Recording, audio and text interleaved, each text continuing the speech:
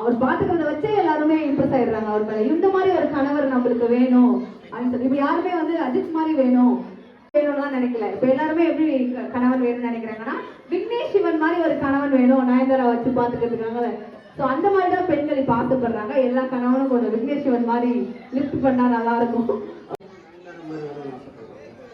நீங்களும் நயன்தாரா மாதிரி வேணும்னு ஆசைப்படலாம், அது தப்பே இல்லை சார். பேபியோட குயிக்கா வந்து 30 இயர்ஸ் இருந்தாலும் சரி, கொஞ்சம் ஸ்டேஜுக்கு வரலாம். ஒரு 4 கப்பல் வரலாம். ஓகே தான். எல்லாருமே ஸ்டேஜை கவனிக்கிறீங்களா? கவனிக்கிறீங்கன்னா எனக்கு ஒரு கிளாப் பண்ணலாம். பாத்தீங்களா? என்ன ப்ரொபோஸ் பண்ணணுமா சார்?